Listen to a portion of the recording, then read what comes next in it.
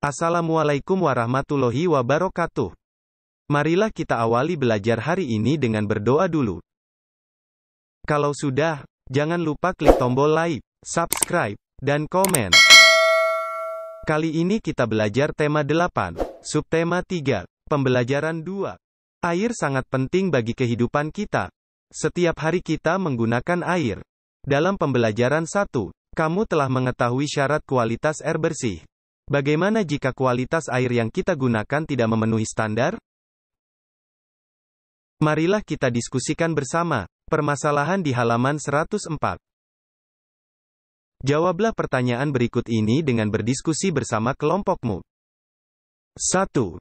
Apa yang terjadi jika kita mencuci baju menggunakan air yang tercampur minyak? Sabun dan detergen dapat mengikat kotoran dan minyak pada baju sehingga baju menjadi bersih.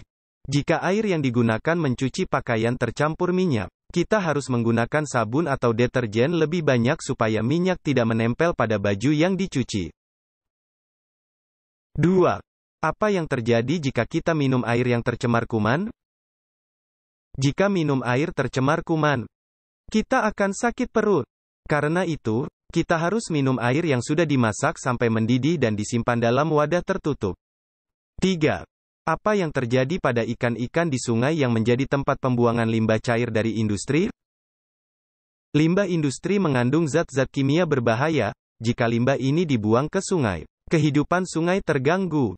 Ikan dan tumbuhan sungai akan mati. 4. Apa yang dapat kalian simpulkan dari jawaban pertanyaan-pertanyaan di atas? Kesimpulannya adalah bahwa kualitas air memengaruhi kehidupan di bumi, baik bagi manusia, hewan, maupun tumbuhan. Sekarang kita lanjutkan dengan membaca teks di halaman 105, tentang Hari Air Sedunia. Hari Air Sedunia atau World Water Day diperingati setiap tanggal 22 Maret. Dengan adanya peringatan Hari Air Sedunia, kita diingatkan bahwa persediaan air bersih semakin berkurang padahal jumlah penduduk semakin bertambah. Persediaan air bersih semakin berkurang karena cadangan air tanah berkurang.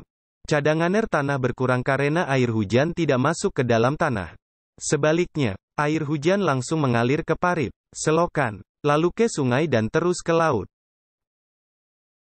Air hujan tidak dapat masuk ke dalam tanah karena tidak ada akar-akar pohon yang dapat menahan air di dalam tanah. Banyak pohon di hutan ditebangi. Lahan-lahan hijau berubah menjadi perumahan, perkantoran, dan kawasan industri. Berkurangnya cadangan air tanah mengakibatkan banyak mata air kering. Sumur-sumur gali pun cepat kering pada musim kemarau. Akibatnya, penduduk di daerah perdesaan kesulitan mendapatkan air bersih untuk keperluan sehari-hari. Hasil panen pun jauh berkurang karena tanaman pangan kekeringan. Ada beberapa tindakan yang dapat kita lakukan untuk ikut membantu mengurangi krisis air bersih sebagai berikut. 1. Menghemat penggunaan air. 2. Membuat lubang resapan. Lubang resapan berguna untuk menampung air hujan supaya terserap ke dalam tanah. 3. Menanam pohon supaya akar-akar pohon dapat menahan air di dalam tanah. Ayo berdiskusi. Berdasarkan teks Hari Air Sedunia di atas, lengkapilah tabel berikut. Pada setiap tanggal berapakah diperingati Hari Air Sedunia? Hari Air Sedunia diperingati setiap tanggal 22 Maret. Faktor-faktor apa yang menyebabkan persediaan air bersih berkurang? Faktornya antara lain, cadangan air tanah berkurang karena air hujan tidak masuk ke dalam tanah. Tidak ada akar-akar pohon yang dapat menahan air di dalam tanah. Banyak pohon di hutan ditebangi, dan lahan-lahan hijau berubah menjadi perumahan, perkantoran, dan kawasan industri. Apa akibat kekurangan air bersih? Penduduk di perdesaan kesulitan mendapatkan air bersih untuk keperluan sehari-hari dan hasil panen jauh berkurang karena tanaman pangan kekeringan. Upaya apa yang dapat dilakukan untuk mengurangi krisis air bersih?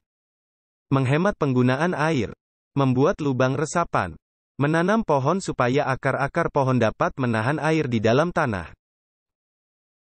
Air sangat diperlukan oleh semua makhluk hidup, termasuk binatang. Perhatikan penggalan cerita bergambar ini.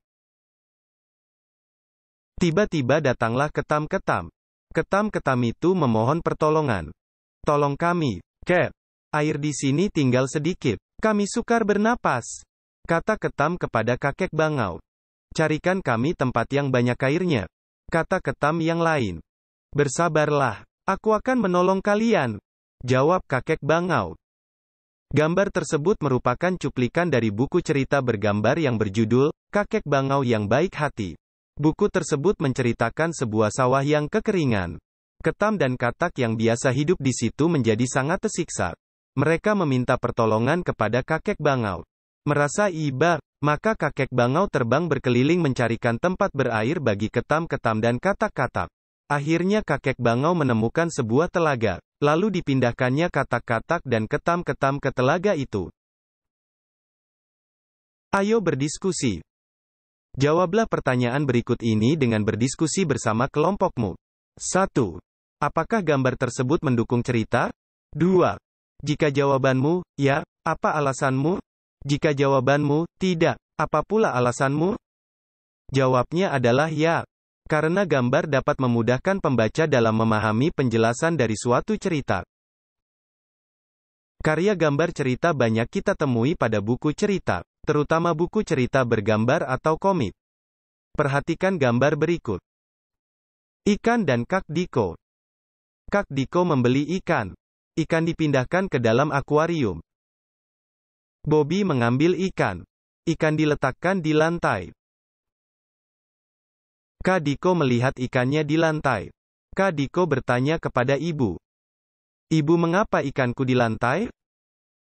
Bobby menghampiri kakaknya. Aku yang memindahkan, Kak. Kasihan ikannya kedinginan. Ikan memang hidup di air, kata Diko. Ayo menulis. Kamu telah melihat contoh karya gambar cerita. Apa ciri-ciri karya gambar cerita? Tulislah dalam kotak berikut. Ciri-ciri gambar cerita. Memudahkan pembaca dalam memahami suatu penjelasan atau cerita. Memberikan gambaran singkat isi tulisan atau cerita yang disampaikan. Menambah nilai keindahan sajian sebuah tulisan atau cerita. Gambar cerita bersifat proporsional. Penggambaran watak atau karakter harus jelas.